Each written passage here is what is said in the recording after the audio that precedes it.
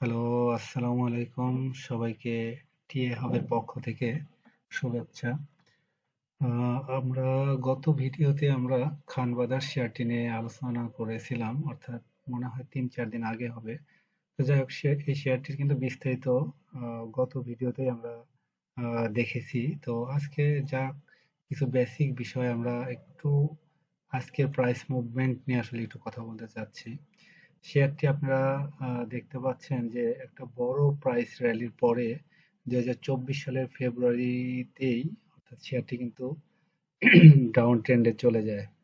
আপনারা দেখতে পাচ্ছেন শেয়ারটির একটা লং ডাউন ট্রেন্ড, অর্থাৎ অলমোস্ট ১ বছরের মতো শেয়ারটি কিন্তু ডাউন ট্রেন্ডে ছিল। অর্থাৎ ২০০০ আহ, ২০২৪-এর ফেব্রুয়ারিতে ২৪০ টাকার কাছাকাছি থেকে শেয়ারটি কিন্তু অলমোস্ট ৭৬ টাকায় নেমে যায়।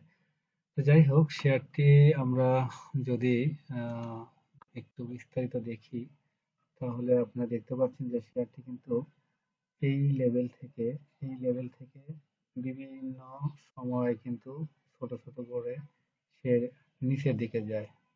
এভাবেই কিন্তু নিচের দিকে গিয়ে বারবারই কিন্তু সে ডাউন ট্রেন্ডে চলে যায়। তবে সে কিন্তু ডাউন ট্রেন্ডে গেলেও শেয়ারটা কিন্তু একবারেই ডাউন ট্রেন্ডে যায়নি। শেয়ারটি দেখতে পাচ্ছেন এখান থেকে ডাউন ট্রেন্ড যখন শুরু হয়, এরপরে কিন্তু নিচে নেমে সে আবার কিন্তু এখানে উঠে যায়। এরপরে সে আবার এভাবে এদিকে উঠে এই ডাউন ট্রেন্ডের যে চ্যানেল, এই চ্যানেল কিন্তু অতিক্রম করতে পারে না। এরপরে এখান থেকে কিন্তু মোটামুটি একটা সাইডওয়ে মুভমেন্ট বলবো এই অংশটুকু। এরপরে সে কিন্তু এই চ্যানেলের মাথায় আবার এসে হাজির। অর্থাৎ ডাউন ট্রেন্ডের যে চ্যানেল, সেটা কিন্তু এই চ্যানেলের কাছেই তাকে দেখা যাচ্ছে। এখন কোশ্চেন হলো যে সে কি আসলে এই চ্যানেল ব্রেক করতে পারবে কিনা। আপনারা দেখতে পাচ্ছেন যে এই শেয়ারটি কিন্তু এই যে ভাবে একটা লং ডাউন ট্রেন্ডে ছিল। তো যাই হোক, আজকে আমরা যে এটাকে আমি বলবো যে মোটামুটি অনেকটা অ্যাগ্রেসিভ বাউন্স ব্যাকই বলবো। শেয়ারটা কিন্তু এখানে আমরা ডিসেম্বরের ১২ তারিখে দেখতে পাচ্ছি প্রথম পজিটিভ একটা ক্যান্ডেল। এরপরে কিন্তু টানা ৭-৮ দিন কিন্তু শেয়ার মুভমেন্টে ছিল। তবে মুভমেন্টে থাকার পরে হুট করে ২-৩ দিন কিন্তু মার্কেট খারাপ থাকার কারণে শেয়ারটি কারেকশনে যায়। কারেকশনে গিয়ে গত ৩ দিন আবার কিন্তু ছোট ছোট করে ভলিউম নিয়ে আজকে মোটামুটি একটা ভালো ভলিউম নিয়ে কিন্তু হল্টেড হয়ে যায় শেয়ারটি, এবং সারাদিনে কিন্তু অলমোস্ট প্রায় ২ থেকে ৩ লাখ বায়ার উপস্থিত ছিল আর কি। তো এখন দেখার বিষয় যে আগামীকাল যদি শেয়ারটি এই যে ডাউন ট্রেন্ডের চ্যানেল, এই চ্যানেলের বাইরে গিয়ে সে যদি তার জায়গা করে নিতে পারে, তাহলে আশা করা যায় পজিটিভ কিছু হওয়ার চান্স রয়েছে। অর্থাৎ শেয়ারটি তার যে ডাউন ট্রেন্ড সেটাকে ব্রেক করলো, এটা আমরা হয়তো আশা করতে পারি। সেক্ষেত্রে আহ, পরবর্তী কি হতে পারে, সেক্ষেত্রে আমরা সেটা যদি দেখি, আমরা দেখতে পাচ্ছি এই লেভেলে কিন্তু, অর্থাৎ ১৬৫ বা ৬৬ লেভেলে কিন্তু শেয়ারটির একটা, এই লেভেলে আমরা স্পষ্ট দেখতে পাচ্ছি যে এই লেভেলে তার রেসিস্টেন্স রয়েছে। এই লেভেলটা একটা তার রেসিস্ট্যান্স জোন। অর্থাৎ শেয়ারটি অলমোস্ট ৬৫ বা ৬৬ টাকা লেভেলে রেসিস্ট্যান্স গিয়ে হয়তো কিছু বাধা পেতে পারে। অর্থাৎ আমরা এতটুকু আশা করতে পারি যে এতটুকু উঠতে পারে। পরবর্তী রেসিস্ট্যান্স আমরা যদি ধরি, সেই ক্ষেত্রে আমরা এই লেভেলটাকে ধরতে পারি। এই লেভেল মিন্স ১৮২ টাকার এই লেভেলটা। এর পরের রেসিস্ট্যান্স রয়েছে আরো অনেক উপরে। অর্থাৎ এভাবে আমরা রেসিস্ট্যান্স দেখতে পারি। যাই হোক, ৩টা ধাপে শেয়ারটি সামনের দিকে হয়তো আগানোর চান্স রয়েছে। আর পজিটিভ দিক হলো শেয়ার কিন্তু এখনো আসলে ভলিউমের দিক বিচারে কিন্তু অনেক কম ভলিউমে শেয়ারটি কিন্তু আগানোর চেষ্টা করছে।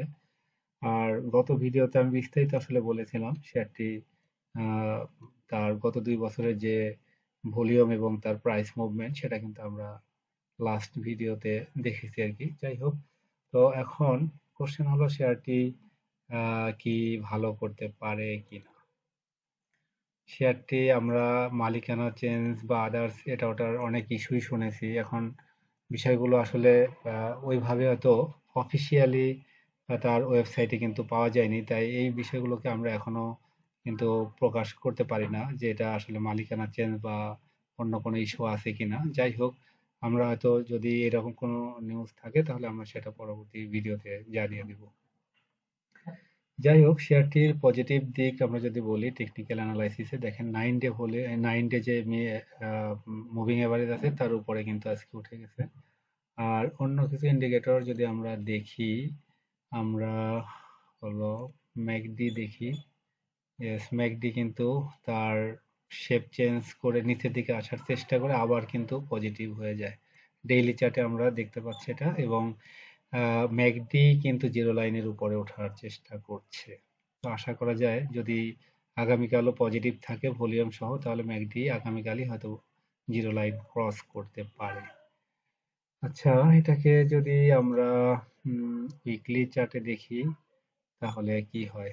ইয়েস, উইকলি চার্টে কিন্তু জিরো লাইনকে নিচের দিকে যাওয়ার চেষ্টা করে আবার কিন্তু উপরের দিকে যাওয়ার চেষ্টা করছে।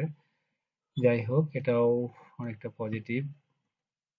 এরপরে আমরা যদি অন্য কিছু ইন্ডিকেটর দেখি উইকলি চার্টে, ইয়েস, মানি ফ্লো না, এটা আরএসআইটা মোটামুটি 52, এটাও স্ট্যান্ডার্ড লেভেলে আছে। যাই হোক, এটা একটা পজিটিভ দিক। আমরা যেহেতু আসলে গত ভিডিওতে আমি এই শেয়ারের বিস্তারিত আলোচনা করেছিলাম, এই জন্য আজকে খুব বেশি আলোচনা করছি না। তো আমরা আসলে মেইনলি ওরিয়ন ইনফিউশন নিয়ে কথা বলতে চাচ্ছি। আমি আমার এই চ্যানেলে সবচেয়ে বেশি ভিডিও আপলোড করেছি ওরিয়ন ইনফিউশনের।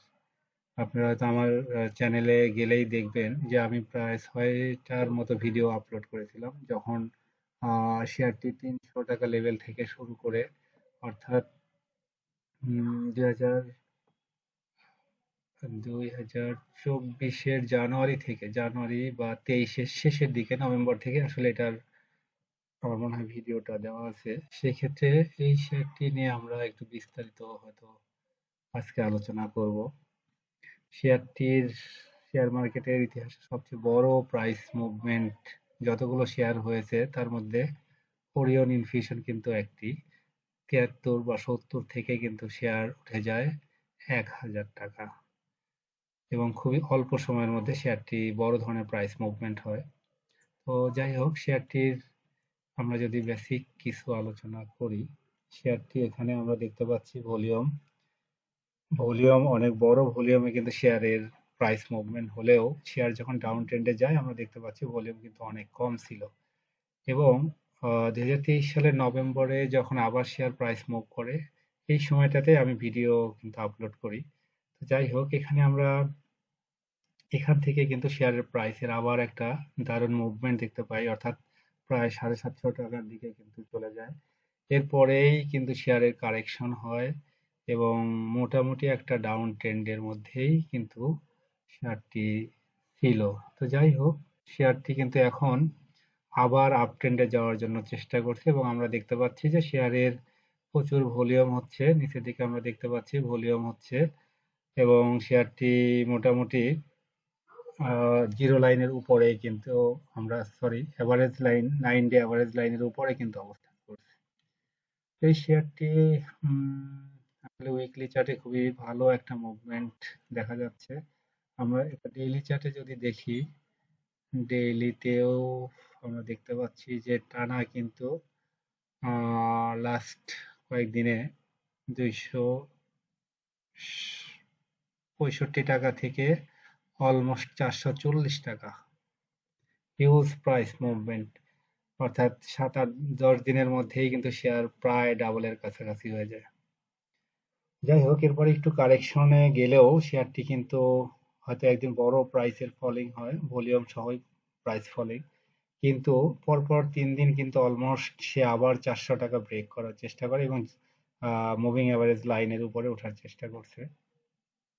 তো শেয়ারটির প্রাইস মুভমেন্ট এবং ভলিউম অনেকটাই চোখে পড়ার মতো। তো যাই হোক, শেয়ারটির যদি আমরা অন্য কিছু ইন্ডিকেটর দেখি, আমরা ম্যাকডি দেখতে পাচ্ছি অলরেডি জিরো লাইনের নিচে, অর্থাৎ নেগেটিভ। যদিও ম্যাকডির যে বার সেটা খুবই স্মল। তো সেক্ষেত্রে আমরা এটাকে যদি উইকলিতে দেখি, উইকলিতে কিন্তু আমরা আবার অন্য চিত্র দেখতে পাচ্ছি। উইকলির ম্যাকডি কিন্তু গ্রিন এবং পজিটিভ, এবং ম্যাকডি লাইন দুটাও কিন্তু হিস্টোগ্রাম পজিটিভ, এবং লাইন দুটাও কিন্তু জিরো লাইনের দিকে যাওয়ার চেষ্টা করছে। তো যাই হোক, উইকলি বেসিসে কিন্তু এটা ভালো পজিশনে রয়েছে। মান্থলিতে যদি দেখি, তাহলে মান্থলিটাও কিন্তু অনেকটা পজিটিভই বলবো, কারণ যেহেতু ম্যাকডি হিস্টোগ্রাম গুলো কালার চেঞ্জ করেছে, এবং হয়তো কালার কি হয় দেখার বিষয় আর কি। যাই হোক, আশা করা যায় যে ম্যাকডির এই হিস্টোগ্রাম হয়তো এই মাসে আরো একটু ছোট হতে পারে, বা এমন কিছু হতে পারে। যাই হোক, তো আমরা যদি অন্য দু একটি ইন্ডিকেটর নিয়ে কথা বলি, তাহলে আমরা আরএসআই নিয়ে কথা বলতে পারি। আরএসআই 57 খুবই স্ট্যান্ডার্ড একটা আরএসআই। তো এখান থেকে প্রাইস মুভ করার হয়তো সম্ভাবনা রয়েছে। আর যদি আমরা হচ্ছে বোলিঙ্গার ব্যান্ড দেখি, বোলিঙ্গার ব্যান্ড বি জি, বোলিঙ্গার ব্যান্ডটাও দেখি, তাহলে আমরা দেখতে পাচ্ছি বোলিঙ্গার ব্যান্ডের কি অবস্থা। ইয়েস, বোলিঙ্গার ব্যান্ডের যে মিডল ব্যান্ড, সেটাকেই কিন্তু সে সাপোর্ট হিসাবে ধরে সামনের দিকে যাওয়ার হয়তো চেষ্টা করছে। যদি এই মুভে যায়, তাহলে হয়তো 460 বা কিছু একটা হওয়ার চান্স হচ্ছে। এর আগে কিন্তু তার এই লেভেলে, অর্থাৎ 440 টাকার লেভেলে কিন্তু তার একটা রেজিস্ট্যান্স রয়েছে। তো যাই হোক, বোলিঙ্গার ব্যান্ড দেখলাম। আমরা ইসি মুকুটা দেখতে পারি। ইসি মুকু, ইসি মুকু ক্লাউডের কি অবস্থা। ইসি মুকু ক্লাউড আমরা দেখতে পাচ্ছি, ক্লাউডের উপরেই অবস্থান করছে। সেক্ষেত্রে আসলে পজিটিভ বলা যায়। এখন ডিপেন্ড করতেছে আগামীকাল যদি সে এখান থেকে হয়তো একটা গ্যাপ দিয়ে যদি শুরু করতে পারে এবং প্রাইসটা উপরের দিকে ধরে রাখতে পারে, তাহলে ভলিউম সহ ধরে রাখলে অবশ্যই শেয়ারটি পজিটিভ। আমরা জানি যে শেয়ারের কিন্তু এখানে একটা দেখতে পাচ্ছেন যে এই লেভেলটাই কিন্তু তার একটা রেসিস্ট্যান্ট জোন। তো সেই ক্ষেত্রে আমরা যদি একটা লাইন ড্র করি অলমোস্ট এই দিকে, এটাকেও আমরা একটা রেসিস্ট্যান্ট জোন ধরতে পারি, এটাকেও একটা রেসিস্ট্যান্ট জোন ধরতে পারি। তার মানে এই লাইনটা কিন্তু, অর্থাৎ 450 বা 440 টাকার এই রেঞ্জটা কিন্তু তার জন্য খুবই গুরুত্বপূর্ণ। অর্থাৎ যদি সে 440 ক্রস করতে পারে, পরবর্তী কিন্তু তার অনেক উপরে যাওয়ার সুযোগ বা সম্ভাবনা রয়েছে। যাই হোক, শেয়ারটি আমার মনে হয় যে পজিটিভ একটা ট্রেন্ড লক্ষ্য করা যাচ্ছে। আমরা এদিকেও যদি ডাউন ট্রেন্ডের চ্যানেল ড্র করি, তাহলেও কিন্তু দেখতে পাচ্ছি ডাউন ট্রেন্ডের চ্যানেলের বাইরে অবস্থান করছে, অর্থাৎ শেয়ারটি মোটামুটি পজিটিভ আশা করা যায়। তো যাই হোক, আসলে শেয়ারের যে অ্যানালাইসিস, সেটা কিন্তু আসলে প্রাইস হিস্ট্রি দেখেই তার ফিউচার প্রাইস প্রেডিকশন করা ছাড়া এর বেশি কিছু নয়। তো সেক্ষেত্রে এটা আসলে সবাই নিজ দায়িত্বেই, সবাই মোটামুটি আমরা কম বেশি আসলে অ্যানালাইসিস বুঝি।